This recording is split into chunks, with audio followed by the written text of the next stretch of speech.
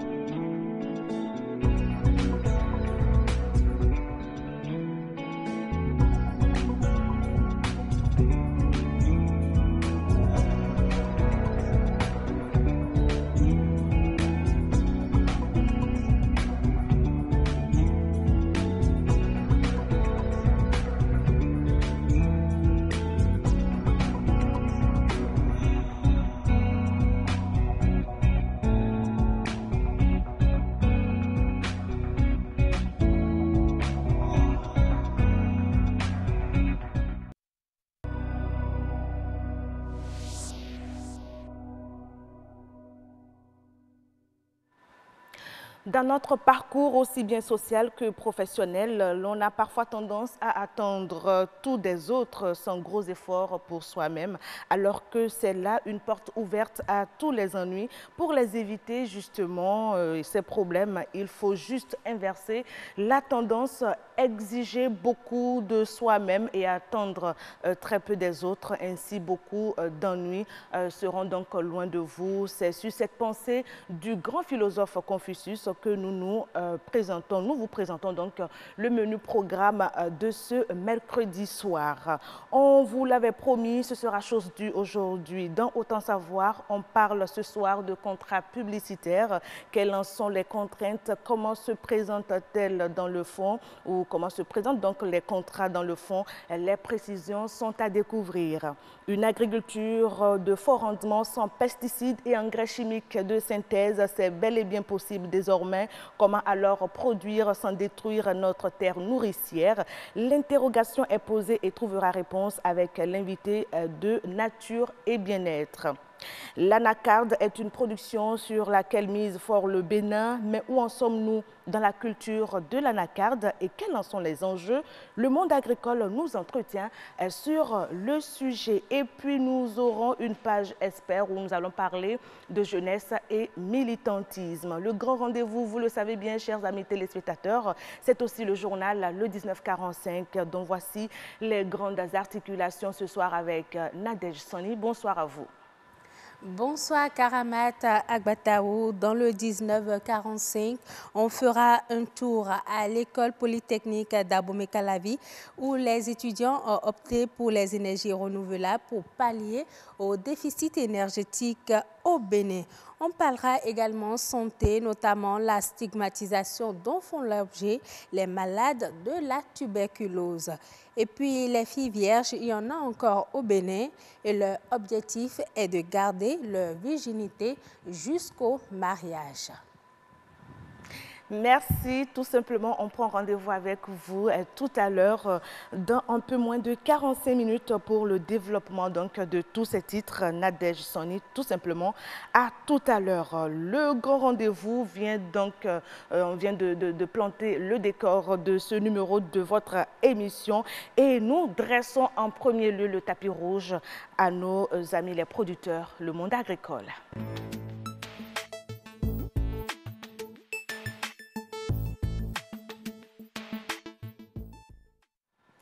C'est une production qui va en évoluant. Il s'agit bel et bien de l'anacarde, le cajou si vous voulez bien. Et vous aurez le temps d'avoir sur ce plateau un producteur pour nous parler un peu des conditions de travail sur le terrain. Il sera reçu par Estelle Pazou. Mais avant, je vais vous inviter à regarder ce petit commentaire qu'a réalisé Estelle Pazou sur la noix de cajou. Spécifiquement la noix de cajou, je dois être honnête avec vous, rien ne se fait. Jusque-là, il n'y a pas encore un intérêt vraiment poussé à cette filière-là. C'est vraiment un enjeu à défendre. Faudrait-il en dire davantage? En tout cas, la filière anacarde au Bénin pourrait mieux se porter. Déjà, les chiffres en matière de production et d'exportation évoluent et sont en nette progression. Reste alors le défi de la transformation. Les potentialités offertes jusque-là sont exploitées de façon marginale. Seulement, le tiers de la production nationale de cajou est transformé. Il existe en effet très peu d'unités de transformation de la noix à l'échelle industrielle. Celles qui fonctionnent sont encore très artisanales avec des procédés de décortiquage qui n'ont plus cours. Elles produisent essentiellement pour le marché domestique et la sous-région.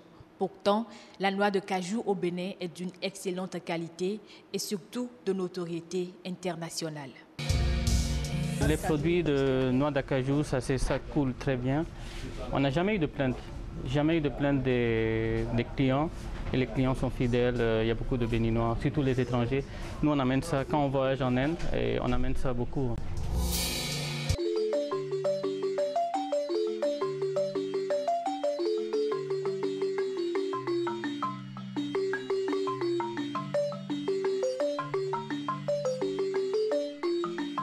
Outre la noix, les transformateurs ont une autre trouvaille, la transformation de la pomme de cajou en jus.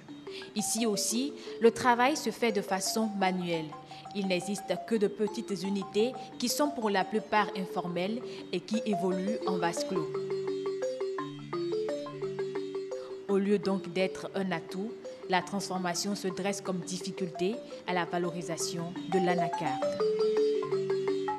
Au compteur s'ajoute la non-maîtrise des prix en conformité avec les cours internationaux. Que ne gagnerait pas le Bénin à dépasser ces difficultés et à concentrer assez d'énergie à la valorisation de la noix de cajou? D'abord, se positionner sur un marché de plusieurs pays comme l'Inde qui ne demande qu'à être approvisionné. Ensuite, contribuer à l'amélioration de la variation des sources de revenus agricoles et enfin à l'augmentation des recettes de l'État. Le thème de la campagne de commercialisation 2017-2018, qui prend en compte l'installation de plus d'unités de transformation de cajou dans notre pays, est peut-être un début de solution. Au regard de son fort potentiel, la noix de cajou doit être donc bien défendue, mais beaucoup d'embûches jonchent le parcours des producteurs de cette noix, enfin des acteurs sur toute la chaîne de valeur de cette culture de rente. Nous avons sur ce plateau, chers amis téléspectateurs, un producteur de cajou, il s'appelle M. Patrice Arokpossi. Bonsoir. Bonsoir, madame. Vous avez fait le déplacement pour nous, ça nous fait plaisir sur BB24. Merci. Estelle Pazou, bonsoir. Bonsoir à vous, Karamata. Alors, la noix de cajou, les chiffres évoluent tout doucement, comme je l'ai dit tantôt. Oui, vous êtes tout à fait dans l'actualité. Les chiffres depuis les années 75 évoluent en crescendo. D'abord, en 96, c'était de 10 000 tonnes. C'est passé à 111 000 tonnes en 2011. L'année, il faut préciser que c'est par an. Oui, par an, voilà. L'année. Et en 2016, la production de la noix de cajou était de 120 000 tonnes au Bénin. Et je vais demander à M. Patrice Arokpossi, est-ce que ces chiffres, est-ce que vous les confirmez? Oui, c'est des chiffres qui évoluent effectivement comme ça. C'est des chiffres qui évoluent et on souhaite que ça évolue davantage. C'est ça. Et il faut dire aussi que le Bénin ambitionne de passer à 300 000 tonnes en 2021. C'est possible? C'est possible s'ils mettent les moyens.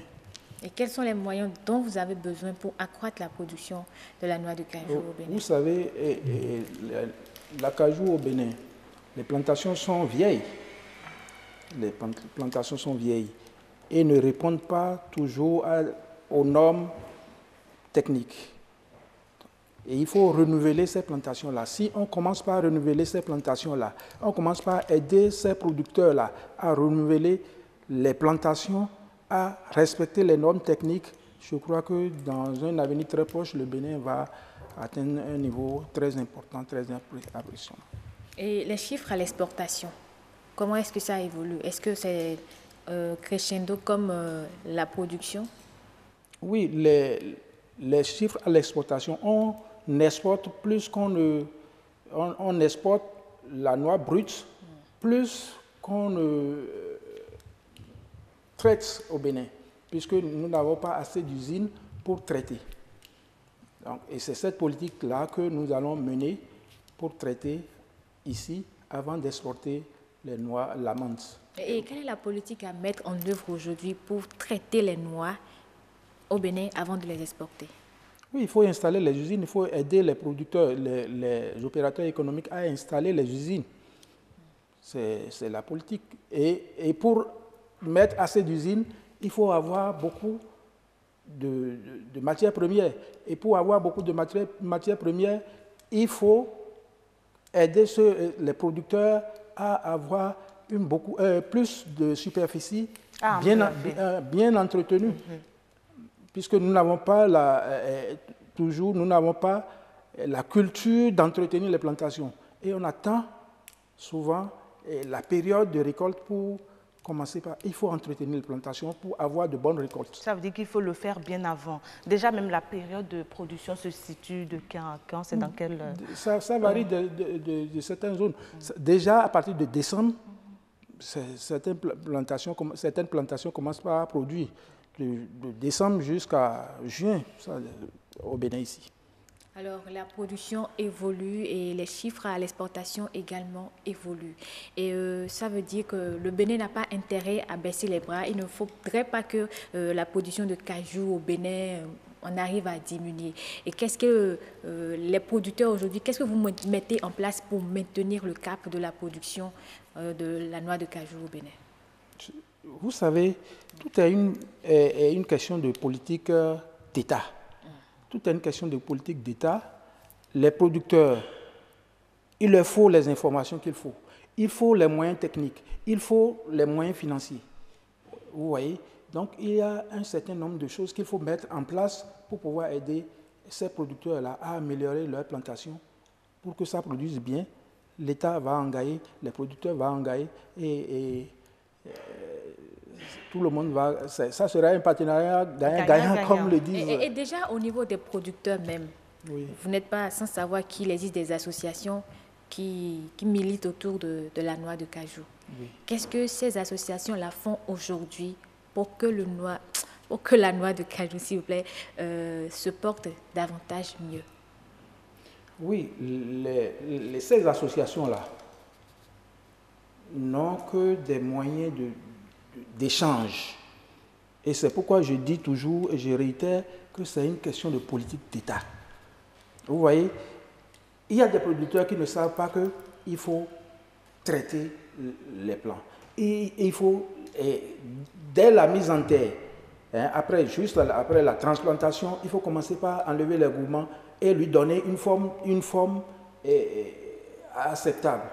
Parce qu'il faut que quand l'arbre n'atteint pas un niveau, l'air ne circule pas, ça ne peut pas donner ce que ça doit donner. Est-ce que vous voyez l'écart qui doit se situer entre chaque arbre? Et c'est tout ça qu'on appelle les techniques culturelles. Voilà, c'est pourquoi je dis que c'est une question de politique agricole que notre État doit mettre en place. Et on va éduquer cette population-là. Oui. Monsieur Aroporsi, est-ce à dire que jusque-là, nos producteurs évoluent selon les connaissances empiriques, ils ont vu les grands-parents faire? Plus ils y vont comme plus ça. En période en connaissance empirique. Parce que pour planter un arbre, les gens plantent comme ils veulent, alors que ça doit répondre à des normes. Est-ce que vous voyez? Si il y a sur le plan agricole, une politique est mise en place et il y a le suivi pour avoir une plantation. On met un technicien à ta disposition et le technicien te dit il faut respecter telle chose. Il faut d'abord, à partir de la sélection... Vous évitez, s'il vous plaît, à partir de la sélection de la noix. La sélection de la noix, la pépinière et la transplantation, jusqu'à ce que ça commence à donner, il faut un suivi. Il faut un suivi. Et lorsqu'on met, vous savez, il y a des insectes qui dérangent ces arbres-là. Il faut des informations. Il faut, si vous constatez que tel insecte, il faut utiliser tel produit pour pouvoir... C'est une politique agricole qu'il faut mettre en place et les paysans, eux tous, ne maîtrisent pas. Encore que dans notre pays, nous n'avons pas la culture de l'entretien de nos plantations, il faut nous aider à le faire. Il faut nous aider à le faire. Et déjà pour l'autorité, hein, oui, mais de prendre les ils vont décisions. Suivre, ils vont suivre. Ils vont agir en conséquence. Ils vont réfléchir en conséquence. D'accord.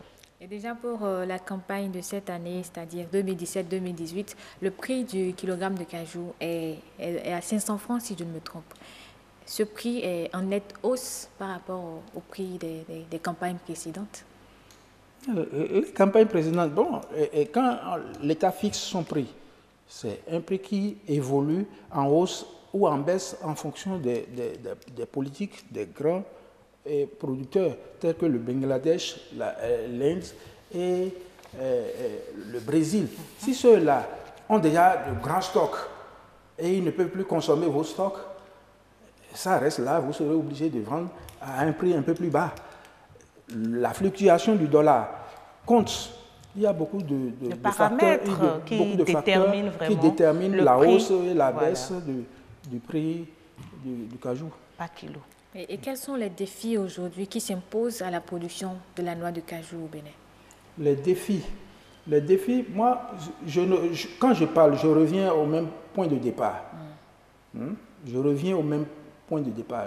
Mettre en place une bonne politique agricole en la matière, aider les populations à renouveler leur plantation. Et je crois que le Bénin va atteindre ses objectifs. Quels sont ces objectifs selon vous? Que gagnerait le Bénin à valoriser? Si le Bénin récolte 500 000 tonnes, et 900 000 tonnes, ça va faire mal à qui? C'est tout le monde qui sera content. Ou bien, c'est tout le monde qui sera content. Donc, si la politique est mise en place, ce qui est sûr,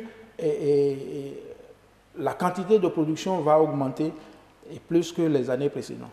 Et ça va aussi contribuer peut-être à créer de la richesse? Ça va créer de la richesse. Regardez les usines qui sont mises en place. Ils utilisent des gens, la main-d'œuvre. Les bonnes dames, je les vois circuler, aller et revenir. Donc, s'il y a 10 usines, alors qu'il y a 3 ou 4, s'il y a 10, vous voyez le nombre de personnes que ça va utiliser. C'est ça, c'est le Bénin qui en gagne. Et donc, plus la production de la noix de cajou augmente, plus on utilise la main-d'œuvre et plus on crée de la richesse. Et c'est là un défi que le Bénin doit relever. Et on va revenir sur le plateau ici pour parler même d'un autre défi qui est la transformation. Parce que les noix de cajou exportées, M. Arop aussi l'a dit tout à l'heure, sont exportées pour la plupart de façon brute. Alors que c'est plus rentable pour le pays de les transformer, enfin ici sur place, avant de les exporter. Enfin, c'est ce que je retiens de vos propos. C'est plus rentable pour le pays parce que si on doit transformer ici, la main-d'œuvre qui va travailler ici, les usines qui vont travailler, ils vont utiliser du courant. Il y a beaucoup de choses qui vont... Maintenant, l'amande serait exportée. C'est l'Union européenne et les États-Unis qui en consomment, qui sont les grands consommateurs. Au lieu qu'on passe par l'Inde, les Indes ou bien Bangladesh ou bien Brésil, qui achètent nos noix, transforment et vendent à ceux-là, nous, directement, on va leur vendre ça. Merci beaucoup, M. Patrice Arop, aussi d'être passé sur ce plateau. Je pense que ce sera la fin pour Monde agricole d'aujourd'hui. On retient tout simplement, chers amis téléspectateurs, de ces échanges avec notre invité sur le monde agricole que l'anacarde ou le cajou a encore du chemin devant lui pour mieux se porter. Demain, on poursuit les échanges, un peu comme l'a dit Estelle. On va parler cette fois-ci transformation de la noix de cajou.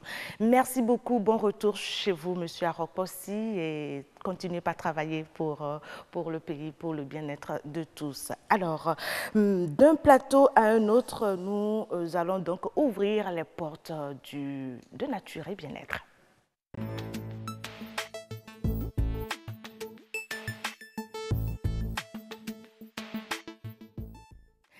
L'agroécologie sur nos lèvres encore ce jour, comment produire sans agresser la terre et donc nuire donc et ne pas nuire à l'environnement. Voilà, on va d'abord regarder cet élément avec la complicité des acteurs de nature tropicale. Ces marieurs n'utilisent aucun produit chimique, engrais et autres pour le traitement de leur jardin. Pourtant, voici le résultat. Nous sommes ici sur la ferme école du réseau Djinoukoun, sur le site maraîcher de Djefa dans la commune de Sémé-Podi. Ici, sur le site de Djinoukoun, nous faisons le maraîchage sans engrais chimiques. Et tout, c'est de l'agroécologique. L'agroécologie, c'est la production des produits maraîchers sans produits chimiques. Tout ce que nous utilisons, c'est des produits naturels qui sont le compost, les boues de vache. Le thé de compost, c'est un liquide obtenu du compost, c'est-à-dire de l'arrosage, on arrose le compost et l'eau qui sort, c'est ça qui est le thé de compost que nous utilisons, et les fientes de volaille. Ici, le compost pour la croissance des produits et leur entretien est fabriqué sur place, ce qui est bénéfique pour les marailleurs car il ne débousse presque rien. C'est l'un des nombreux côtés positifs de l'agroécologie. Par rapport à la rentabilité, nous obtenons des bénéfices plus que ceux qui font d'utiliser le conventionnel et les produits chimiques. Parce que tout ce que nous utilisons sur notre site, c'est des choses naturelles que nous trouvons sur les sites sans faire sortir de l'argent. Une expérience qui se multiplie un peu partout au Bénin. À en croire certains acteurs, plusieurs avantages sont issus de cette filière porteuse et protectrice de l'environnement. On dit souvent nous n'avons qu'une seule terre. Et cette terre-là, il faut la protéger pour que nous puissions en bénéficier et que les générations puissent en profiter. Alors donc, en préférant un choix ou bien une option qui évite l'utilisation des engrais chimiques et des pesticides de synthèse, ça nous permet donc de ne pas polluer le sol, de ne pas polluer l'eau, de ne pas polluer les nappes phréatiques et donc de promouvoir un environnement durable pour nous mais également pour les générations à venir. S'il est connu du plus grand nombre de producteurs et bien appliqué, l'agroécologie conduira le Bénin à l'autosuffisance alimentaire avec un environnement bien protégé où tout le monde vivra en bonne santé. Amandine Anyambosou, bonsoir. Bonsoir vous, Karamat Agbatao. Mesdames, Messieurs, bonsoir. Monsieur Bédié, bonsoir. Oui, bonsoir madame. Bonsoir, membre du groupe Djinoukoun. Oui. On ne le présente plus d'ailleurs sur BB24. On vous voit faire, on vous a vu à l'œuvre et ça continue toujours dans la promotion, la protection de la nature. N'est-ce pas? C'est bien ça. Alors, Amandine, il y a bel et bien des moyens pour produire sans nuire à l'environnement. Voilà, il y a des moyens pour produire sans nuire à l'environnement. C'est pour ça que nous sommes là sur ce plateau ce soir. Donc, on va déjà demander à M. Bédié ce que c'est que l'agroécologie. Voilà, merci beaucoup. Je vais avancer sur le sujet, mais si vous permettez, je vais situer cette émission dans son contexte. Djinoukoun est en train d'organiser actuellement un cours régional Afrique francophone sur l'agroécologie. Le thème de cette deuxième édition, c'est l'agroécologie face au système de production agricole en Afrique et dans le monde. Voilà. Donc cette formation regroupe une dizaine de pays chez nous, ici. Et donc, ce sont des leaders paysans, les encadreurs et des chercheurs, et ensemble pour discuter du sujet de l'agroécologie, de comment produire sans détruire la nature. Oui. Voilà, donc c'est pour ça que nous avons voulu faire cette émission, pour situer les choses, pour revenir sur certaines questions importantes pour nous dans le cadre de la production agricole. Oui, expliquez-nous déjà ce que c'est que l'agroécologie. Donc, lorsqu'on dit agroécologie, vous voyez l'agriculture dedans, vous voyez l'écologie. Donc, c'est l'agriculture qui ne détruit pas l'écologie. C'est l'agriculture qui se pratique en utilisant des fertilisants naturels et des pesticides naturels, les pratiques qui préservent l'environnement. Donc, c'est une agriculture qui, par principe, considère que l'homme lui-même est un élément de l'environnement qu'il faut sauvegarder. Et donc, c'est en équilibre, c'est une agriculture qui est en équilibre entre la production et l'environnement. Voilà. Voilà comment on peut définir ce concept-là. C'est l'agriculture qui protège l'environnement. Et selon vous, pourquoi il faut adopter l'agroécologie? Voilà. Il est important aujourd'hui de pouvoir aller dans ce sens. Parce que si vous regardez les producteurs, lorsque aujourd'hui ils veulent faire de la production, ils recherchent les pesticides chimiques de synthèse. Ils recherchent l'engrais chimique de synthèse. Et ils recherchent aussi les semences hybrides. Ouais, c'est ça. Or, si vous regardez les pesticides, il y a un pesticide qui est très dangereux actuellement, c'est l'herbicide qu'on appelle Roundup. Ça se vend sur tous les marchés au Bénin actuellement. C'est dangereux. Et il n'y a qu'au Bénin que ça se commercialise? Non, ça se commercialise au Nigeria, au Ghana, au Bénin, et ça se vend. Mais c'est très dangereux. C'est très dangereux, et la matière active de cette pesticide-là est déclarée cancérigène. Ça s'appelle le glyphosate. Le glyphosate est cancérigène. Mais c'est cet herbicide que presque tous les producteurs utilisent aujourd'hui. Parce qu'on dit ça va tuer les mauvaises herbes, il n'y a pas de main-d'œuvre actuellement, donc on pulvérise et les mauvaises herbes ne poussent pas. Mais ce que les gens ne voient pas derrière, c'est que quand les mauvaises herbes ne poussent pas, c'est qu'il y a plusieurs autres choses qui ne vont pas pousser. Lesquelles par exemple? Les insectes font d'excellents travail de fertilisation des sols. Et ces insectes-là aussi vont partir avec ça. Donc, en quelque sorte, ce produit met en danger l'écosystème. Ça met en danger l'écosystème. Ça met en danger véritablement l'environnement. Mais ça s'utilise. Les gens utilisent les insecticides. Ça, vous connaissez les inconvénients de ça. Et ça pollue l'environnement, les insecticides. Ça pollue les eaux de surface, comme les nappes phréatiques. Et ça crée des dangers pour la santé humaine. Et tout récemment, il y a une étude qui a révélé que l'utilisation abusive des pesticides entraîne la baisse de fertilité humaine. Ça agit sur le système endocrinien. Donc ça va ralentir le baby boom. Ça va ralentir beaucoup de choses. Baby boom en griffe. Ça a des problèmes sur l'environnement. Et aujourd'hui, lorsque vous voyez des produits qui sont exposés sur le marché, vous vous demandez si vous êtes en face des aliments ou si vous êtes en face des poisons. Parce que c'est pulvérisé, l'environnement dans lequel c'est produit, ces environnements pollués, et tout le monde le constate. Vous êtes consommatrice comme moi, nous constatons que... Mais ce n'est pas des choses qui se voient à l'œil nu. Oui, mais ça se sent. Moi, ma femme, par exemple, quand elle achète de la tomate, elle constate qu'aujourd'hui, les tomates qu'elle achète sur le marché et les tomates qu'elle achète sur nos fermes, les tomates du marché pourrissent plus vite.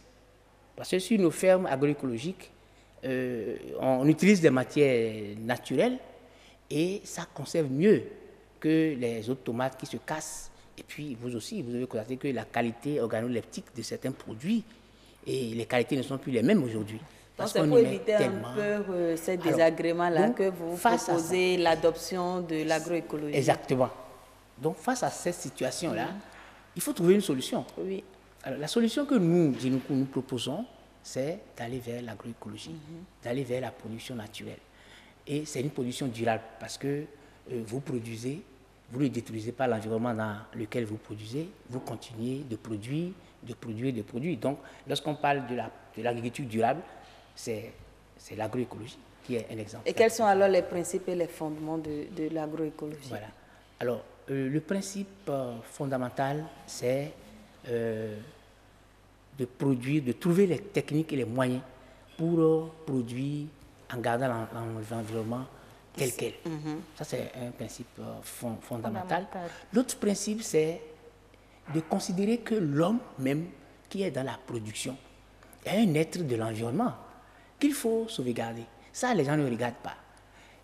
Lorsque les agriculteurs pulvérisent, posez-leur la question de qu'est-ce qu'ils ressentent après, quand ils pulvérisent le champ avec les insectes, les pesticides. Eux-mêmes déjà ne sont pas suffisamment protégés. Ils ne sont pas protégés suffisamment. Quand ils finissent de produire, ils vont vous dire ce qu'ils ressentent. Ils ressentent tellement de malaise. Ils nous en citent tellement. Ils ont eu les maux de tête, ils ont les maux de Dieu. Les maux de poumon. Ils ont parce qu'ils inhalent des produits dangereux. Voilà. Vous voyez, des produits dangereux. Donc, c'est vous dire que ce principe est important. Il faut considérer que l'homme qui produit doit être en forme pour continuer de produire. Ça, c'est vrai, oui. Mais s'il est malade, il ne va pas produire comme il faut. Donc, ça, c'est un autre principe qui est important et que les gens ne voient pas, mais sur lequel nous, on met l'accent. Voilà deux principes fondamentaux. Produire sans détruire. Oui. Qu'est-ce qu'on peut comprendre par cette phrase? C'est ça. C'est-à-dire que, habituellement, lorsque il y a un adage qui dit que les agronomes sont les destructeurs de la nature. Oui, les gens disent ça. Mes partenaires. Et que les forestiers sont les protecteurs de l'environnement. Les agronomes, M. Bédier, sont moi mes partenaires très sûrs. Oui, c'est ça. Mais ceux qui le disent, ne le disent pas en l'air. Pour faire mal. Pour faire mal. Parce que pour produire, vous voyez, il faut défricher. Vous n'allez pas voir le champ en herbe et commencer par mettre des graines là-dedans. Il faut défricher. Donc, c'est en regardant tout ça qu'on dit... vraiment, les agronomes, là, vous détruisez l'environnement. Donc, c'est ça. En fait, on ne peut pas ne pas agir sur l'environnement lorsqu'on veut sortir de l'environnement un produit. Si vous voulez faire du maïs, vous êtes obligé de défricher, de faire d'aménager un peu l'espace. Et ce faisant, vous êtes en train de porter entorse à l'environnement. Monsieur Bédier, j'ai une question, moi personnellement, je vais vous la poser, certainement certains téléspectateurs se la posent aussi. Si on continue d'avoir de produits avec des pesticides, des engrais chimiques de synthèse, qu'est-ce qui, à long terme, va arriver à notre environnement? Voilà. Notre environnement sera détruit. Nous n'allons plus reconnaître notre environnement dans lequel nous sommes. Ça, c'est la première chose qui va être visible. Les arbres ne vont plus pousser normalement, les cours d'eau, les éléments qui sont vivants dans les cours d'eau vont disparaître, ou vont être déformés. Et la nappe phréatique, vous savez que l'eau que nous buvons et qui a une bonne eau provient de la nappe phréatique. La nappe sera contaminée et nous-mêmes nous serons contaminés. Et je ne sais pas, la suite, vous pouvez deviner. On sera tous malades et on ne pourra plus remplir nos fonctions normalement. Et on va vers l'extinction de l'espèce humaine? Bon, on peut aller donc vers l'extinction de l'espèce humaine.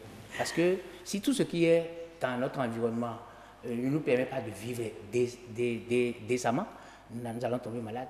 Il faut qu'on y prenne garde. Donc, et comment amener alors tous les producteurs à adopter cette nouvelle forme de... Merci, madame.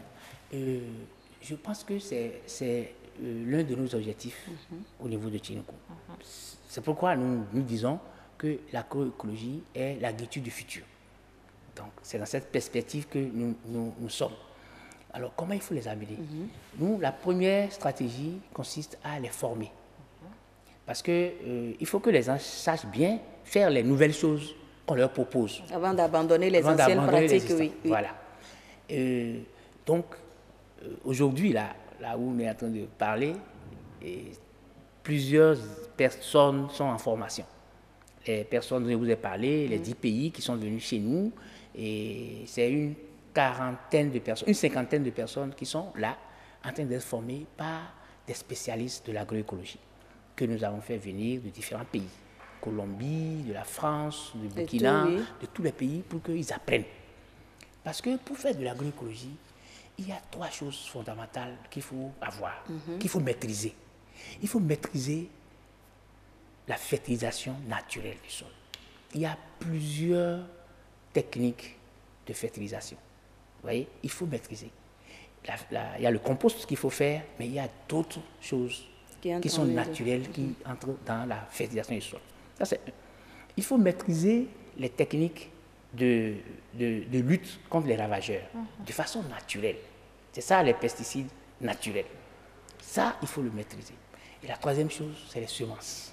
Vous voyez, il faut maîtriser les semences. La semence vient d'où? C'est quelle qualité de semence? Il faut maîtriser. Si vous maîtrisez ces trois choses-là, vous pouvez faire de l'agroécologie.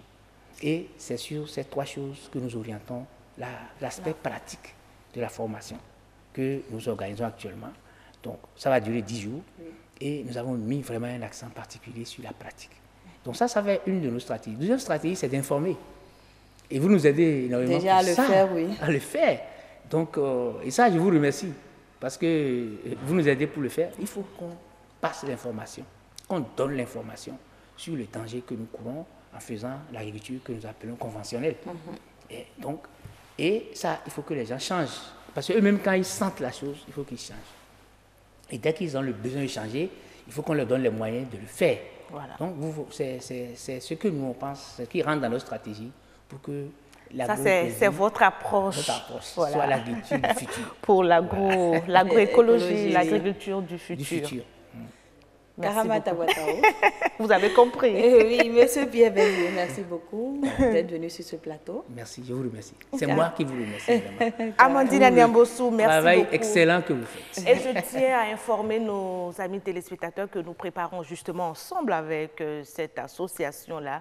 Nous préparons un grand plateau sur l'agroécologie, mais ça va se faire dans l'émission que vous connaissez déjà assez bien, le forum du jour. Prenez donc le rendez-vous. Voilà qui boucle cette rubrique sur l'agroécologie, nature et bien-être avec Amandine Niambossou que vous allez retrouver vendredi prochain. Le troisième plateau ce soir, c'est Autant savoir.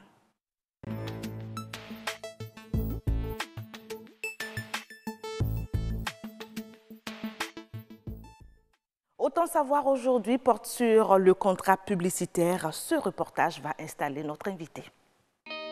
Votre sourire, nous mettons toute notre énergie à le faire naître. Publicitaire, interprète, meneur, pantonyme, figurant. Autant de noms pour les désigner. Eux, ce sont bien sûr les acteurs du monde de la publicité. Leur rôle est bien défini et souvent porteur de messages. Il faut pouvoir exprimer des émotions dans un contexte donné, pouvoir valoriser des produits ou des services lorsqu'on est amené à jouer un rôle d'acteur dans une publicité. Il faut savoir que les gens, dans un premier temps, veulent avoir des personnes ou des visages connus pour vendre leurs produits, pour pouvoir se mettre sous l'effet de la rampe. Donc, on peut vous identifier, ça peut être un casting, on peut juste vous identifier comme ça et vous demander de pouvoir poser sur un produit. Une fois le choix porté sur l'acteur ou l'actrice, la question du contrat de travail s'impose. Une étape qui importe aussi bien à l'acteur qu'à son employeur. Un contrat de publicité est un document généralement écrit de prestation de services entre une agence de production et les intervenants auxquels il fait appel pour faire aboutir un projet de réalisation de spots publicitaires. Pour signer un contrat de publicité, il y a plusieurs éléments qui forment le dit contrat. Il y a la cession des droits d'image, c'est-à-dire lorsque vous tournez dans une publicité, vous cédez vos droits, vous permettez à l'entreprise ou à l'agence qui réalise la publicité de pouvoir utiliser votre image, que ce soit sur le format de la vidéo ou sur le format image, et c'est exploitable sur un ensemble de supports. On peut avoir un contrat de publicité direct, c'est-à-dire entre le prestataire, celui qui demande la prestation, et l'organe immédiat, soit une télévision, soit une radio, ou soit une presse en ligne ou une presse écrite, ou un contrat établi entre le demandeur, le client, et l'intermédiaire qui est une agence de communication, qui est l'entremetteur entre le média et le client. Le profil est choisi, les conditions sont remplies, les dispositions sont prises pour une bonne collaboration. Néanmoins, on note des difficultés lors de la réalisation. Il y a des patrons de publicité qui ne respectent pas forcément leur engagement, c'est-à-dire quoi? On peut vous dire c'est une campagne de 6 mois et vous vous retrouvez sur des affiches pendant 1 an et plus. On renouvelle les affiches, on renouvelle la campagne sans vous payer encore ce qu'on vous doit. La question des droits est mal vue au Bénin. Le code du cinéma qui devrait être là pour aider à régler ces problèmes tarde à être. Les éléments d'application qui doivent être mis en place aussi tardent. Donc c'est dire que nous sommes dans un no man's land juridique quand il s'agit de la question de l'interprétation dans les publicités. Entre une profession et un défi à relever, les acteurs de publicité se contentent de la fierté d'être bien connus. Visiblement, ce métier nourrit son homme. Sa valorisation est alors opportune. King Nyao, bonsoir et merci de la fidélité à cette émission. Depuis lundi, vous êtes avec nous dans la rubrique Autant savoir. Oui. D'accord. Alors, on parle ce soir de contrat publicitaire, mais je voudrais bien rappeler à nos amis téléspectateurs qu'hier, on était sur les normes qui régissent donc le spot publicitaire. Alors, dites-nous à combien peut revenir la réalisation d'une publicité? Là, on aborde un spot publicitaire. Aspect pécuniaire. Oui, déjà, le spot publicitaire coûte plus cher. La télévision est le média qui coûte le plus cher en publicité. Bon, ça, c'est dit de façon traditionnelle. Et ça obscène dans combien à votre Ça dépend du scénario.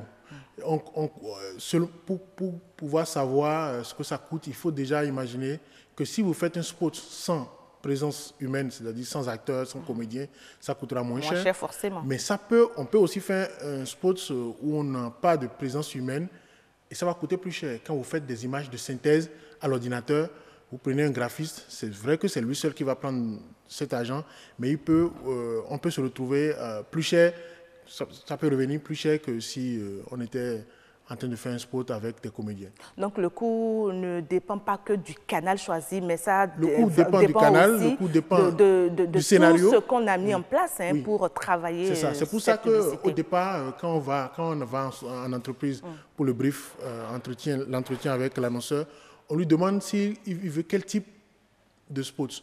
Parce qu'on peut lui proposer tout type de scénario. On écrit ce qu'on appelle c'est pas ça le script. Des synopsis. On écrit des synopsis et on lui permet de choisir. À partir du synopsis, on peut développer, aller à un scénario. Et dès qu'il choisit, il sait déjà qu'il y a une incidence de coût parce que le synopsis entraîne beaucoup de choses. Si vous mettez des images aériennes, c'est que vous allez louer un drone. Si vous mettez 3, 4, 5, 10 acteurs, vous allez payer chacun de ces acteurs-là. Si vous mettez 1000 figurants, vous voulez faire danser 1000 Ah oui, les figurants font aussi partie vous payez tout tout cet arsenal. Oui. Si vous voulez diffuser le spot sur une télévision qui exige une qualité d'image, disons par exemple du 2K, vous devez louer une caméra qui filme le 2K. Vous voyez? C'est que c'est selon l'exigence de la campagne qu'on peut estimer le coût. Donc je ne peux pas vous dire qu'un spot coûte tel. Vous pouvez avoir des spots pour tous les prix, mais ça dépend de la qualité et des exigences de votre tournage. D'accord. Alors, à la télé, la radio, et l'affichage, c'est pareil. C'est pareil. Si vous voulez faire de l'affichage, par exemple, on a dit le lundi que si on voulait faire de l'affichage, on choisit le format. Exactement. Eh bien, pour pouvoir développer, une fois la campagne faite, une fois la créa faite et que vous avez ça sur support numérique, pour pouvoir développer, pour atteindre le format et pouvoir mettre ça en ville, selon les affiches, vous allez dépenser pour cela.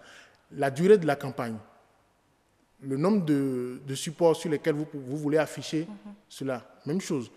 On peut dire de façon assez imagée que c'est à la radio que ça coûte le moins cher. Parce qu'à la radio, vous n'avez que la voix. Et, là, on n'a pas besoin d'image. Voilà, le message, on fait de la voix, du message et la diffusion. Donc, on peut dire que c'est à la radio, mais en amont, il y a de l'écriture. Il faut écrire. Il faut écrire tout ça. On reviendra justement sur cet aspect-là, l'aspect diffusion, puisque une chose est de produire et l'autre chose est de pouvoir disposer d'un canal pour faire passer le message. Mais si vous permettez, King Nyao, nous allons regarder du côté de la rédaction pour le 19h45. C'est le journal.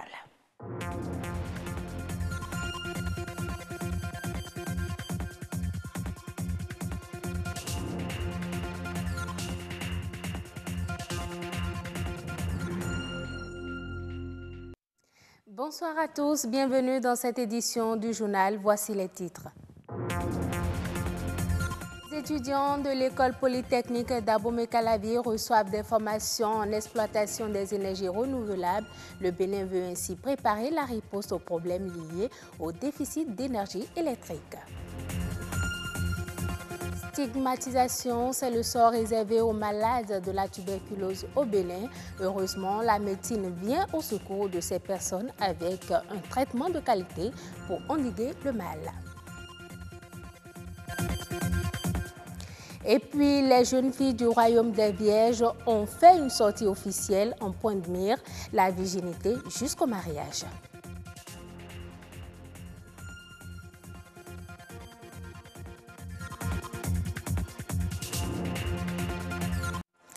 Les énergies renouvelables sont une source inépuisable, du solaire à l'éolien en passant par la géothermie. Ces sources naturelles n'engendrent pas de déchets et polluent très peu. Que gagne le Bénin en expérimentant ces diverses énergies renouvelables? L'école polytechnique d'Abomey-Calavi forme-t-elle des spécialistes dans l'exploitation des énergies renouvelables? Océane Amoussou et Patrick Adjagbojou répondent ici à la question. Le soleil, le vent, les déchets et les marées d'eau, un ensemble de ressources naturelles capables de produire de l'énergie électrique de façon continuelle et sans épuisement des diverses sources de production. Les énergies renouvelables constituent une alternative aux problèmes énergétiques. Nous mettons dans tout ce qui est énergie renouvelable l'énergie solaire, l'énergie éolienne, la biomasse énergie, l'énergie hydraulique, la marée motrice et puis au fait toutes les autres formes qu'on peut déduire à partir d'un courant d'eau, etc. Comme tout pays, le Bénin a besoin d'une autonomie énergétique pour son développement durable. Expérimenter les systèmes d'énergie renouvelable serait un véritable atout. Dans certaines contrées de l'Afrique ou même de notre pays, nous avons donc quelques vitesses de vent qui pourraient nous permettre donc de faire de l'énergie renouvelable. Dans le domaine de l'agriculture, nous avons en fait les déchets agricoles qui sont appréciables, je dirais. Et donc à partir de ces déchets, on pourrait en fait faire de la biomasse énergie. À partir de ces cours d'eau que nous avons au Bénin, nous pourrions de façon même saisonnière au fait, produire de l'électricité. La mer au fait, est une immense étendue d'eau. Cette eau peut être utilisée pour produire également de l'électricité. Et c'est ce que nous pourrions au fait, appeler l'énergie des vagues, etc. L'EPAC, l'école polytechnique d'Abomey-Calavi, forme depuis des années des spécialistes en installation des systèmes d'énergie renouvelable. Un apprenant qui finit au fait, à l'EPAC et qui sort avec son diplôme d'ingénieur ou bien avec son diplôme de master professionnel, et forcément il a un acquis à travers donc, la connaissance théorique, à travers la connaissance pratique. Et pourtant, ces étudiants nantis de connaissances théoriques n'en sont pas encore totalement fiers. Encore moins leurs enseignants. Nous voulons des décideurs au fait, qui nous accompagnent, qui nous mettent à disposition les moyens qui permettraient véritablement à l'apprenant de pouvoir déjà se faire la main avant de sortir de l'école. Il faut que l'État vienne appuyer ce centre pour que nous disposions des laboratoires, que nous disposions du matériel didactique pour les TP et que le niveau de la formation soit aussi rehaussé. Les énergies renouvelables sont une source d'énergie inépuisable. Grâce à ces énergies peu polluantes, c'est encore possible d'envisager une indépendance énergétique qui protège la nature. Cela y va de l'autonomie du secteur énergétique et de l'accès de tous à l'électricité. La tuberculose est une maladie qui sévit surtout en Afrique. Le patient atteint de cette pathologie subit parfois le rejet de ses proches et de la communauté. Et pourtant, c'est un mal qui n'est pas une personne. Pour l'endiguer, il est nécessaire de miser sur la qualité du traitement. Plus de détails avec Anthony Alaka et Christelle Tongodo. Une fièvre légère, une toux persistante, une anorexie et des douleurs à la colonne vertébrale ou aux articulations. Voilà le quotidien du tuberculeux. Cette maladie infectieuse, encore appelée la pathologie des mal logés, sévit ailleurs, mais surtout en Afrique. Je pense qu'en Afrique, de manière générale, particulièrement en Afrique de l'Ouest et du Centre, on a vraiment beaucoup de problèmes en termes de détection des cas de tuberculose où globalement, au niveau mondial, enfin disons, les meilleurs pays sont autour de 81, nous sommes autour de 49%. Il y a beaucoup d'efforts à faire à ce niveau-là. La tuberculose est une maladie liée à la pauvreté, liée au développement de manière générale et effectivement l'amélioration des conditions socio-économiques de manière générale est également un levier sur lequel on peut agir pour améliorer la lutte contre la tuberculose. Donc c'est une maladie de la pauvreté et de la misère aussi. Mais il est important de savoir qu'on doit les protéger, on doit les traiter, sinon ils vont contaminer l'air. Pour endiguer le mal, il faut l'anéantir à la racine. D'où la nécessité de mettre l'accent sur la qualité du traitement. Un traitement inachevé est plus dangereux que le non-traitement. Donc ce n'est pas la vaccination. La vaccination, c'est BCG, nous l'avons fait tous, mais pourtant on peut être tuberculeux. La vaccination évite d'avoir les formes graves chez les enfants. Dépister et traiter. Si on ne peut pas traiter, il ne faut pas dépister. Les patients arrivant très tardivement également, pour certains meurent. Et donc, du coup, on a vraiment des problèmes à ce niveau. Et enfin, les patients souvent sont perdus de vue, c'est-à-dire qu'au cours de leur traitement, on ne les retrouve plus. Donc, ce qui compromet justement la guérison en matière de tuberculose. Le traitement est nécessaire, mais l'accompagnement du patient est aussi indispensable. Un accompagnement qui se situe à tous les niveaux. Accompagnement du personnel socio-sanitaire, mais également accompagnement de ses parents, de la collectivité, qui, contrairement à ce qu'on pense, les stigmatisent et ne veulent plus les voir. Réduire le taux de prévalence de la tuberculose. Cela reste un défi pour les pays francophones de l'Afrique centrale, du réseau ouest africain et notamment pour l'OMS. Promouvoir la virginité chez les jeunes filles, c'est l'objectif du Royaume international des Vierges. Réunis au cours de la sortie officielle de l'année 2018, les responsables de cette organisation ainsi que les filles vierges ont mis une fois encore l'accent sur leur priorité, rester vierges jusqu'au mariage.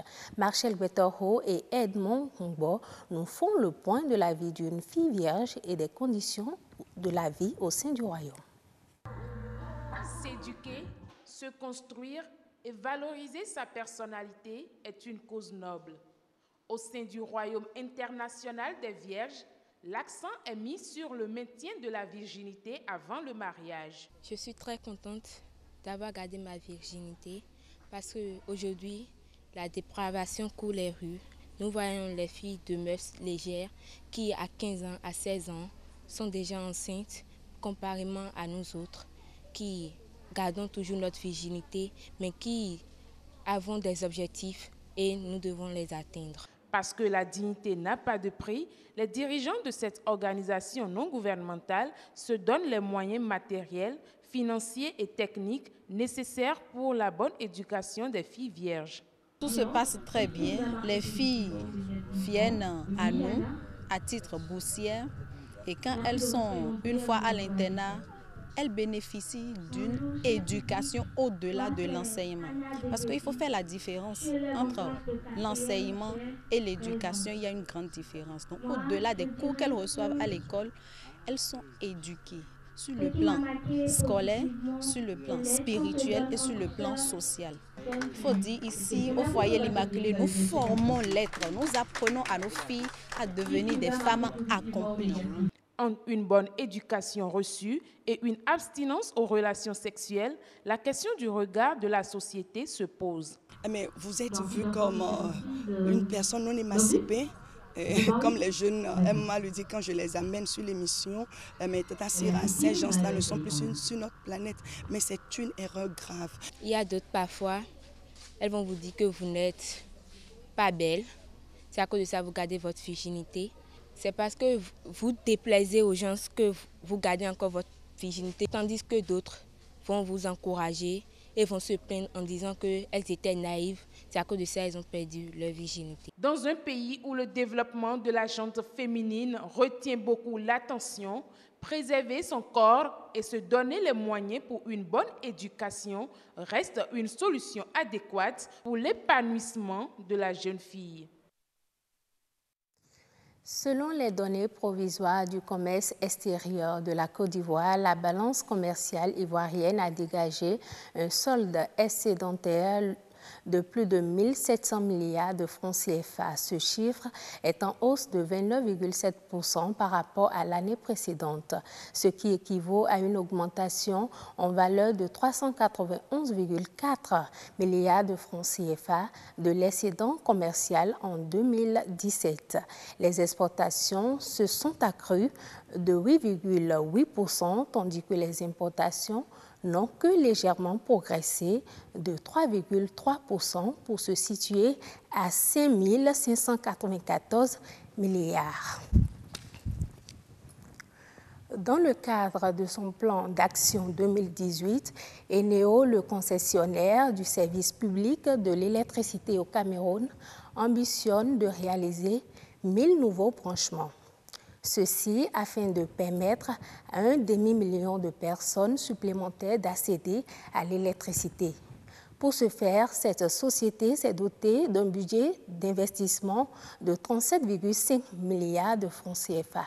Selon l'entreprise, plus de 50% de cette enveloppe sera dédiée à la réhabilitation, la modernisation et l'extension des réseaux de distribution. Malgré les progrès de la prévention, la généralisation des tests et la baisse des prix des trithérapies, le VIH continue de faire des ravages en Afrique du Sud, le pays le plus industrialisé du continent qui compte des millions de séropositifs. Et pour lutter contre la stigmatisation, l'autodépistage est proposé aux citoyens et des distributeurs automatiques de médicaments sont mis en place dans certaines provinces. Reportage. L'Afrique du Sud est le pays du monde le plus touché par le virus du VIH. En faisant le pari de l'autodépistage et des distributeurs automatiques de médicaments, il a relevé le défi de lutter contre les stigmatisations. Je pense que c'est davantage à cause de la discrétion qui va avec si on compare à une visite dans une clinique publique où tout le monde vous voit entrer et vous voit sortir et des choses comme ça. Celui-là, tu peux le faire en toute discrétion. L'une des causes du maintien de l'épidémie à un haut niveau est que certaines catégories de personnes à risque répugnent toujours à se présenter dans des centres de santé publics pour un dépistage. Pour contourner cette difficulté, United, une organisation non gouvernementale du pays, propose des tests d'autodépistage aux portes d'un supermarché au centre de Johannesburg. L'autotest est la voie à suivre pour tout le monde. Je veux dire que personne n'a d'excuse pour ne pas s'autotester. Tout le monde devrait se connaître. L'autotest est la meilleure chose que tout le monde devrait faire.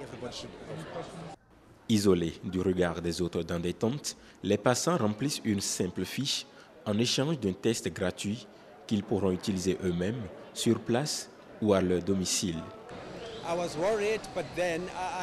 J'étais inquiet, mais j'ai essayé de me préparer. Alors, quel que soit le résultat, je serai prêt à l'accepter et à vivre avec. Le résultat du test est disponible en 20 minutes. S'il est positif, un test de confirmation est immédiatement proposé. Ce sera tout pour cette édition. Merci de l'avoir suivi. À très bientôt. À bientôt, Nadège Sani. Sinon, déjà, excellente soirée chez vous. Bon retour, hein, vous êtes à BB24. Vous rentrez comme ça au sein de votre cellule familiale. À nous, sur ce plateau, nous, on continue nos échanges et nous étions avec King Nyao, directeur de la photographie. Il est à l'ORTB ici, donc, avec nous. Alors, on parlait donc des contrats publicitaires et tout, mais on développait donc l'aspect des canaux à utiliser pour la publicité, du coût donc de la publicité, et vous disiez tantôt que vous ne pouvez dire que telle publicité, enfin, dans la conception peut coûter tel montant ou tel, n'est-ce pas, King Nyao? Oui, ça dépend de, de tous les ingrédients qu'on a mis dans la publicité, de la conception jusqu'à la réalisation, à la diffusion aussi. Parlant de diffusion justement, qu'est-ce que ça peut coûter pour diffuser un spot d'une certaine durée? On avait parlé lundi dernier, je crois, de la durée. Si on a parlé de 40 secondes, de 30 secondes. Si vous prenez un spot de 30 secondes à la télévision, si la tarification est à la seconde, ça dépend, hein, ça dépend des médias. En Europe, par exemple, la moyenne est de 1000 à 1500 euros selon le type pas seconde, hein, et selon les événements. Ça varie selon les événements. Par seconde? Oui, par seconde. La tarification... Ça coûte pas cher, là? Ça coûte cher. Ça coûte cher. Sur certains événements, ça peut aller de 1000 à 1500 euros. Si vous prenez des événements comme l'Euro de football, aux États-Unis, c'est pire. Si vous prenez le Super Bowl, c'est l'événement le plus... La Champions League aussi, c'est ça? Oui, la Champions League aussi. Aux États-Unis, le Super Bowl, c'est la soirée de la finale du football américain. C'est l'événement le plus suivi à la télé. Si vous voulez placer un spot publicitaire là-dessus, compte tenu des audiences, ça coûte énormément cher. Donc, on ne peut pas donner une indication, mais on sait que chez nous, ici, à l'ORTB, sous réserve du chef service publicité qui a parlé tout à l'heure, je sais que la seconde publicitaire varie aussi selon les canaux sur lesquels vous voulez placer le... Justement, et parlant de ces canaux et de ces tranches en fonction de l'audience, est-ce au client de choisir où c'est le diffeur ou Non, pas le diffeur, surtout. Qui choisit cette tranche? C'est l'agence de production ou bien l'agence de publicité qui, dans sa stratégie de... définit les créneaux. La stratégie de communication, le plan de communication est déjà défini. Si on veut toucher la ménagère de moins de 50 ans, qui est la personne qu'on cherche toujours à toucher pour la plupart des produits, elle est à la maison à partir de 19h, je fais 21h. Cette tranche correspond à ce qu'on appelle en télévision au prime time. Et c'est la tranche la plus chère en matière de publicité ordinaire. Si vous voulez toucher des enfants, supposons, si votre publicité, c'est de la chocolatine, donc vous cherchez des tranches le mercredi soir, quand les enfants sont à la maison, ou bien le samedi matin, sur les dessins animés et autres. Donc, la stratégie de communication définit déjà les canaux dans lesquels on va faire passer la publicité avant même qu'on la réalise. D'accord. Et que peuvent rapporter les spots pour un média, un peu comme notre office? Ça devrait rapporter énormément. Pour l'ORTB, ça rapporte ce que ça rapporte parce que nous sommes la télévision la plus ancienne. Déjà, nous avons un passé et un vécu. On a une expertise aussi. Pour l'ORTB, surtout, l'ORTB a une couverture presque intégrale sur le territoire national, ce qui fait que la plupart des annonceurs veulent positionner leurs publicités ici. C'est donc un avantage que nous avons. C'est un avantage, mais on ne l'exploite pas. À peine on exploite cet avantage à 10%, parce que nous ne faisons pas des programmes qui vont permettre de placer les publicités là-dessus. On ne place pas les publicités en l'air. Là, vous nous indexez, hein, monsieur Non, je nous indexe parce que je suis aussi à l'ORTB. Il faut que nous fabriquions des programmes qui attirent l'audience. C'est l'audience qui se vend, en fait. Aujourd'hui, la publicité est très moins chère à l'ORTB. Les gens vont vous dire que c'est cher. Bon, prenons un exemple pratique dans cette émission dans laquelle vous êtes, le grand rendez-vous. Quelle forme de publicité pourrait passer facilement et toucher le grand public? Le grand rendez-vous est déjà au prime time. Ça passe à partir de 19h. Donc, c'est au prime time. Donc, si on doit donner une tarification, ce sera la plus chère de la chaîne. Ah oui. Oui, vous voyez. Donc, cette tarification la plus chère, peut-être, elle est entre 10 ou 15 000 francs la seconde. Elle n'est pas chère. Mais pourtant, aujourd'hui, on va vous dire que c'est cher. Pourquoi on va vous dire que c'est cher? On va vous dire que c'est cher parce qu'on n'arrive pas à mesurer l'audience que fait votre émission. Si votre émission, on pouvait dire dès demain qu'elle est passée, qu'elle a mobilisé 1 million de spectateurs, l'annonceur sait que pour avoir 1 million de spectateurs, on peut lui facturer même 50 000 francs la seconde. Vous comprenez?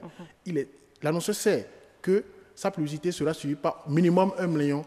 Mais aujourd'hui, on n'a pas les chiffres. Non seulement on n'a pas les chiffres, mais on ne sait pas si on a de l'audience. Alors maintenant, parlons de contrat publicitaire. Qu'est-ce qu'on peut comprendre par un contrat publicitaire? Alors un contrat publicitaire, c'est un document légal qui lie les parties contractantes qui entrent dans la réalisation de la publicité. Il y a au moins 3 parties. Il y a les intervenants dans le spot publicitaire, il y a l'agence qui réalise la publicité et il y a l'annonceur. Voilà, c'est 3 parties. Et quelle est la forme que prend ce contrat? C'est une forme écrite avec c'est un contrat, en bonne et due forme. C'est un contrat écrit en bonne et due forme. C'est une forme légale, c'est un contrat légalisé et c'est un contrat qui s'inspire à la fois du droit du travail, et du droit du travail et du droit commercial. Mais le troisième dont il devait s'inspirer, c'est le code de la communication et le code du cinéma. Aujourd'hui, comme mon ami Eric Tongpe a dit dans l'élément, nous n'avons pas le code du cinéma parce que la publicité a une dualité. C'est une communication commerciale, mais c'est aussi du cinéma parce qu'on utilise des comédiens là-dedans. Donc aujourd'hui, pour payer les royalties, on a des problèmes énormes parce qu'on ne sait, les acteurs se plaignent, les modèles se plaignent, mais on ne sait pas quoi faire. On fait à la tête du client, en fait, de l'annonceur. D'accord. Et quelle est la durée du contrat publicitaire? La durée du contrat publicitaire, là aux normes, mais quelles sont les normes? La durée est liée à la durée de la campagne. D'accord. Et si vous devez renouveler la campagne, vous devez signer un autre contrat. Par exemple, dans le domaine de l'affichage, les royalties sont payées au jour, en tout cas, sur la durée, et pas affichage, pas panneau d'affichage, ce qui ne se fait pas ici. La plupart du temps, on signe les contrats avec les têtes d'affiche. Justement, j'allais en venir. Oui. Comment se présentent les contrats publicitaires chez nous, ici au Bénin? Est-ce que ces normes sont-elles vraiment respectées dans le fond et tout? Pas tellement. Déjà, les normes n'existent pas parce que, comme je vous ai dit, le code de la communication vient à peine d'être promulgué, n'est pas encore très en application. Là, on sait que les modèles, les mannequins ont des droits. Ils ont droit à des royalties à l'affichage, mais ce n'est pas marqué le montant dans le code. Ça, c'est une première erreur, je dois dire, un manquement dans ce code-là. L'autre chose, c'est qu'on n'a pas le code du cinéma, parce que celui qui écrit le scénario du spot publicitaire, il a des droits.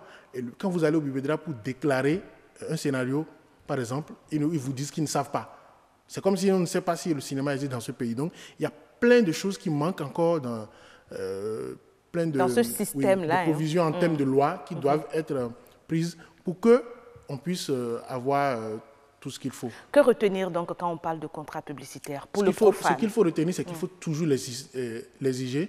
Ce qu'il faut retenir aussi, c'est que, étant donné que l'annonceur veut de la notoriété, si vous êtes un artiste ou bien une figure connue, c'est plus facile d'avoir un contrat de publicité.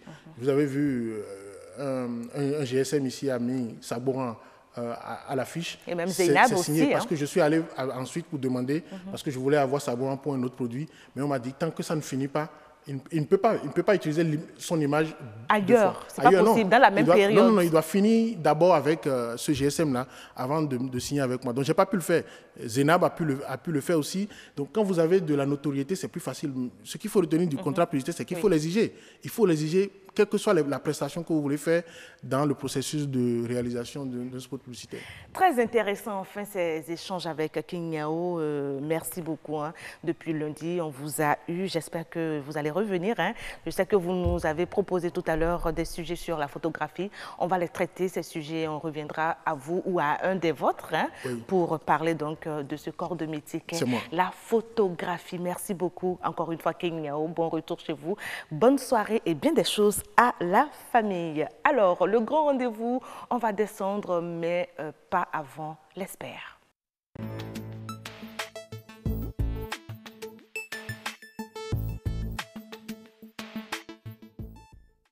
C'est donc ouvert pour le dernier plateau, Espère, qui reçoit M. Janvier Todjedé. Il est politologue. Bonsoir, monsieur. Bonsoir, madame. Un plaisir de vous avoir ce soir avec nous pour ensemble parler de jeunesse et de militantisme. Jusqu'où on peut aller en tant que jeune quand on veut militer et pour quel résultat à la fin. Alors déjà, commençons par définir le militantisme. Monsieur Todjedé, c'est quoi le militantisme pour vous? D'accord. Je vous remercie, madame. Le militantisme, en fait, c'est une formation. Militer, d'abord, c'est agir pour une cause. Agir pour ou contre une cause. Et quand on parle du militantisme, c'est cette école qui est destinée à former généralement les futurs décideurs. Est-ce qu'il y a des écoles qui forment justement en militantisme? Pour le moment, il n'y a pas une école spécialisée dans ce domaine, mais ceux qui ont pris l'engagement d'œuvrer dans ce domaine, ils forment en leur sein une école. C'est vrai que ces écoles-là ne portent pas ces dénominations, mais en leur sein, ils ont des systèmes qui chaque fois constituent un creuset pour inculquer à ceux qui veulent y faire carrière, à ces jeunes, les notions élémentaires pour amener à bon port leurs idées. Leurs idées. Donc, et justement, pour mener à bon port leurs idées au sein de leur creuset, le militantisme doit respecter quelles normes? Qu'est-ce qu'il faut asseoir pour réussir à faire passer leurs idées? Le militantisme doit respecter les normes qui concourent à la paix, les normes qui concourent à la négociation, les normes qui concourent à l'exercice du pouvoir. Et dans ce sens, il y a plusieurs modules. C'est un cours, comme je vous l'ai dit, donc il y a des modules qui se développent. Donc on ne se lève pas un jour, on devient militant. Tout ça, ça prend, ça suit un système. Ah oui? Oui. Déjà, il faut commencer à partir de quel âge? C'est vrai, vous êtes jeune et certainement ceux qui vous entourent aussi dans votre association sont comme vous.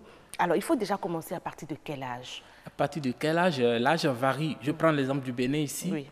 Déjà à partir de 18 ans, tu peux commencer par militer. Mais commencer par militer en ayant déjà des prérequis dans ce domaine, dans ce pourquoi tu veux militer. Ah oui? Oui. Donc, il faut déjà avoir quelque chose. Il faut être initié. C'est pour ça que je vous avais parlé d'une école. D'une école. Donc, il faut être initié dans l'école. Et maintenant, quand tu as déjà 18 ans, et quand on jauge ton niveau, on voit que celui-là, il tient bon, on peut te déclarer un militant. D'accord. Et celui-là qui n'a pas cette base-là, mais qui veut vraiment militer, est-ce que vous lui donnez cette opportunité d'y arriver? Si oui, comment? Oui, il a une opportunité de militer, seulement qu'en toute chose, il faut une franchise. On ne se lève pas. Voilà pourquoi on observe généralement des dégâts dans ce sens.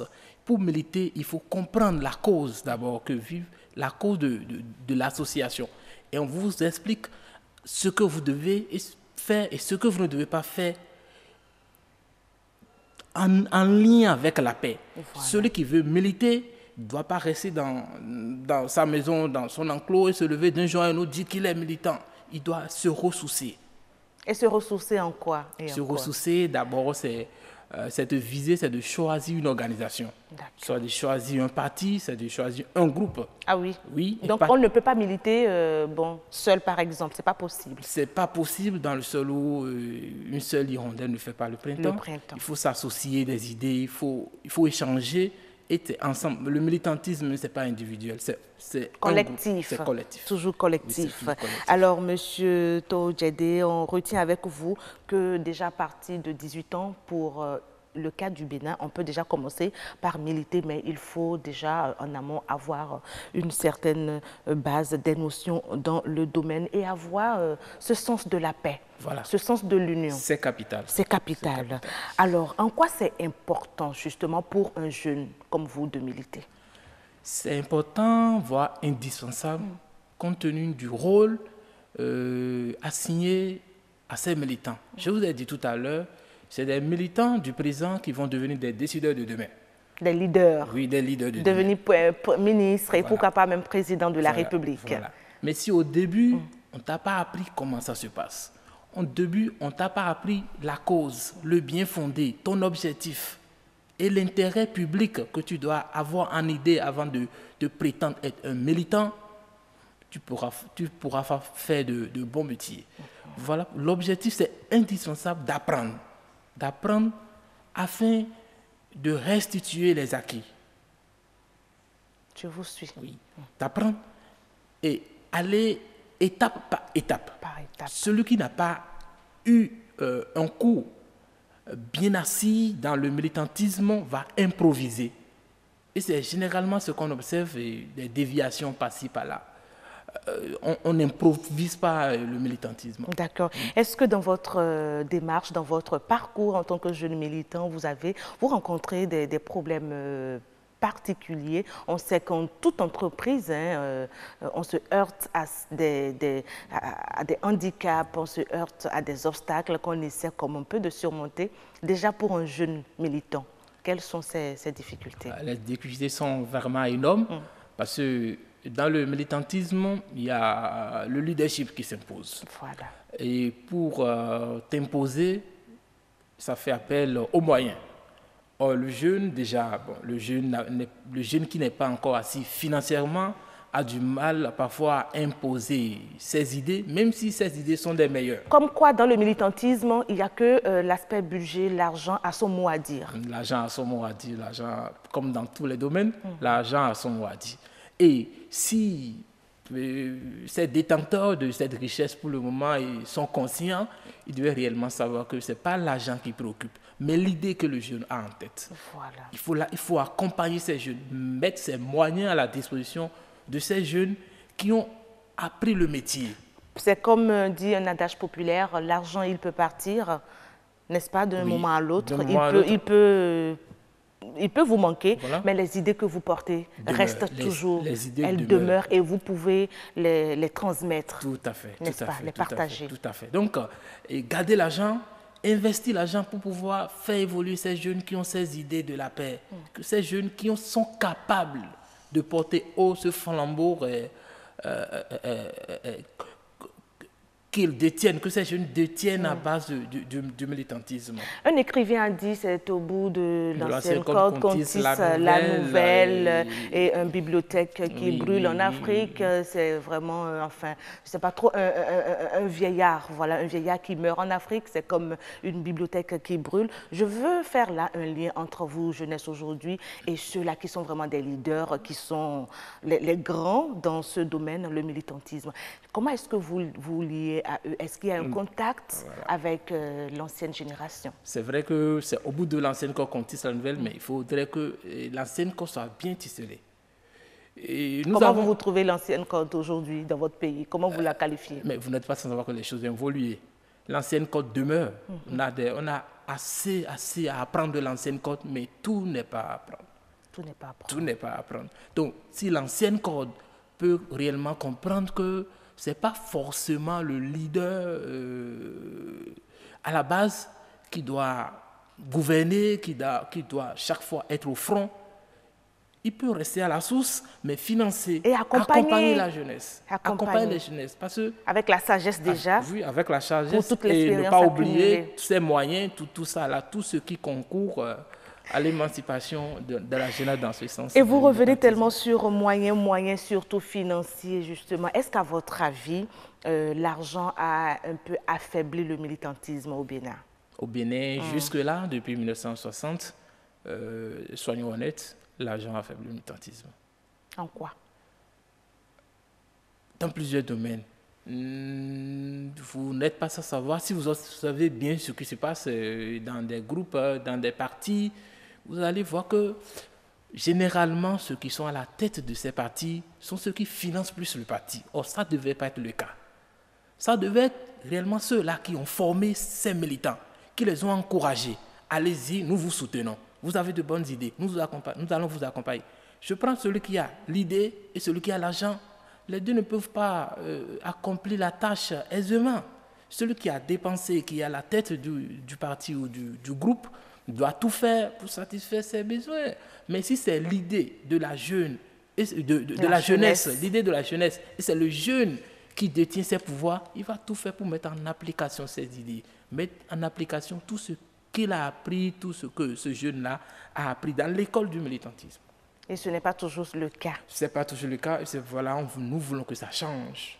Et il y a de l'espoir. Et c'est donc un petit appel, entre parenthèses, à vos aînés. Oui, à nos aînés qui font déjà bien, parce qu'on a constaté que ça change. Ça change l'appel à la jeunesse. Nous avons constaté, et d'ici là, le Bénin en sortira gagnant. N'est-ce pas? Tout à fait. Vous êtes vraiment optimiste. Alors, quel est selon vous l'impact que peuvent avoir ou que peut avoir les jeunes militants sur le développement? En quoi, je reformule tout simple, en quoi est-ce que le jeune qui milite quelque part pour défendre des idées peut vraiment aider à développer sa localité? Tout d'abord, le jeune qui milite opte pour l'avancement de sa localité d'abord. Parce que c'est l'exercice du pouvoir local. Je prends comme nous sommes au niveau du local, l'exercice et la gestion. Donc, déjà, il a déjà appris comment on collabore, comment le leadership, comment mettre en application le leadership, comment entrer en contact avec les autorités à divers niveaux et la manière d'agir, la manière de parler, le comportement. tout ça, ça constitue la base réellement. Et ça participe au développement, à l'émancipation de la localité. Parce que les grands vont partir. Mais une fois les grands sont déjà là, ils voient la jeunesse en train de faire. Donc la relève est de base. La relève est assurée, comme on le dit. La relève est assurée. Et c'est une bonne nouvelle pour le pays. Tout à fait. Tout le temps. Alors, parlons de leadership. Est-ce que dans les associations, vous formez justement au leadership? Parce que tout le monde n'a pas cette aptitude. Il y en a qui sont nés vraiment pour diriger. Il y a des dirigeants nés, mais il y en a qui sont obligés d'apprendre tellement ils aspirent à diriger. Est-ce que le jeune militant, il est formé à être leader vraiment, à diriger? Le jeune militant est formé dans ce sens où il doit être un exemple. Et avant de militer, avant d'agir pour une cause, on doit voir en toi l'exemple. Tu dois refléter ce que tu dis. Et avant même de te positionner... Donc il faut déjà avoir une certaine posture, parce que des pas leaders qui veulent, vous avez beau avoir les idées en tête, mais quand vous n'avez pas la présentation qu'il faut, le charisme, voilà le mot que je cherchais, le charisme qu'il faut, la prestance qu'il faut, on ne vous accorde pas ça. On ne vous accorde pas les privilèges. Voilà pourquoi, d'aller dans cette école, on vous amène. Même si de nature vous êtes timide ou bien vous n'aimez pas aller dans ce sens, mais le métier vous contraint à le faire. Voilà, vous l'impose. Et quand on commence, on y prend goût, on s'y attelle. On s'y attelle. Et c'est facile, un peu comme vous le faites là maintenant, de passer devant les caméras d'une télévision, de vous retrouver à la radio, devant un micro, ou, je ne sais pas, à accorder des interviews, ça coule de source. C'est facile parce qu'on l'a appris.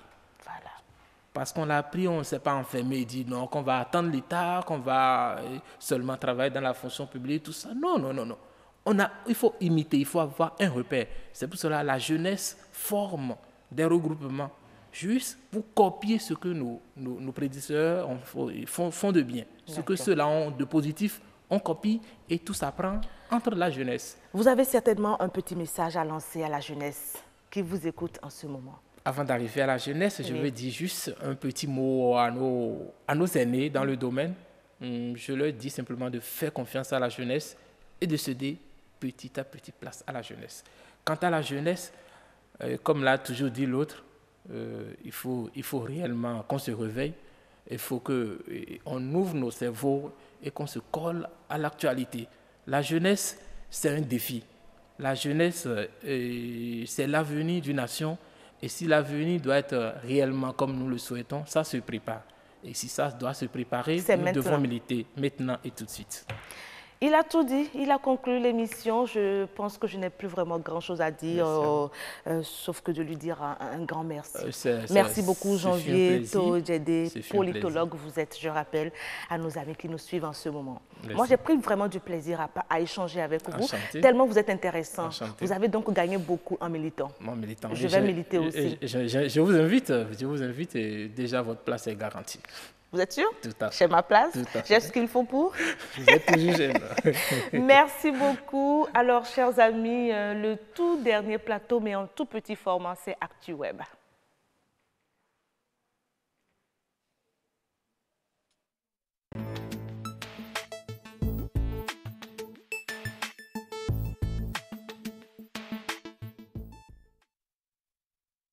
ActuWeb va se faire autrement. Aujourd'hui, je vais vous laisser regarder et écouter Rodrigue Babagweto dans ceci.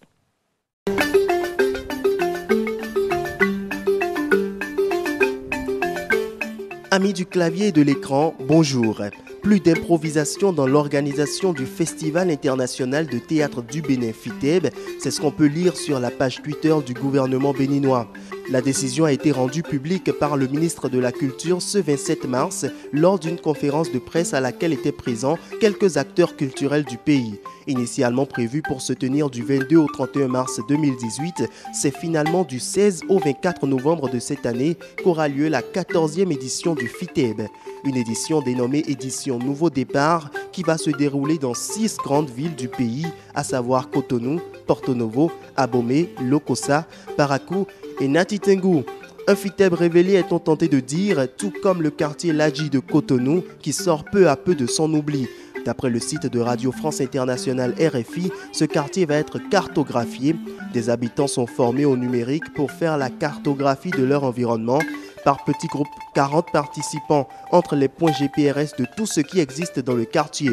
Rappelons que Ladji, quartier pauvre en plein cœur de la capitale économique, est un lieu de peuplement historique au bord de la lagune. Aujourd'hui, il compte plus de 10 000 habitants. Hors de nos frontières à présent, l'étau est de plus en plus serré autour de Jacob Zuma.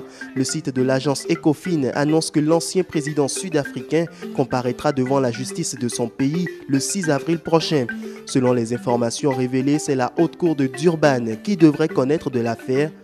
Actuellement âgé de 75 ans, Jacob Zuma devrait faire face à des accusations de corruption dans le cadre de l'affaire d'un contrat de vente d'armes avec la société française Thales, conclu à la fin des années 1990. L'ancien dirigeant de la nation Arc-en-Ciel est accusé d'avoir touché des pots de vin en vue de permettre à la société de remporter une partie du contrat. Jacob Zuma avait déjà été renvoyé devant la justice pour des accusations de fraude, corruption et blanchiment d'argent qu'il a toujours nié. En Angola, par contre, un frère d'Isabel dos Santos est interdit de quitter le pays. Fils de l'ex-président angolais José Eduardo dos Santos, José Filomeno dos Santos est la personne la plus en vue dans la campagne anticorruption du nouveau président João Lourenço. Les allégations portées contre lui concernent les 500 millions de dollars transférés à une banque britannique. Le Royaume-Uni affirme que l'argent peut maintenant être retourné à l'Angola. Certains internautes trouvent cela injuste, comme Maurice Lemba Lemba qui tweete « Zuma est viré après Dos Santos, mais comparé déjà ce 6 avril 2018, alors que Filomeno, qui est citoyen comme tout Angolais, n'est que mis en examen. L'impunité familiale ne doit pas affecter la nation. On finit par une nouvelle hors du continent, plus précisément en France. L'école est désormais obligatoire dès l'âge de 3 ans. La décision est rendue publique par le président Macron sur son compte Twitter. Une des raisons évoquées, ce papier qui recense les différentes réponses des enfants à la question « À quoi ça sert d'aller à l'école ?» Les réactions divergent sur cette décision du premier citoyen français. Sur Twitter, Okru estime que c'est une très bonne décision, aussi bien du point de vue pédagogique que dans l'organisation du foyer. Contrairement à lui, Animoro s'oppose totalement. Pour cet internaute, 6 ans, c'est largement suffisant pour démarrer son cursus scolaire. Pour un autre, le vrai problème reste le manque de place pour accueillir les enfants qui auront 3 ans dans l'année. Ainsi s'achève cette revue du web. À très bientôt pour de nouvelles informations.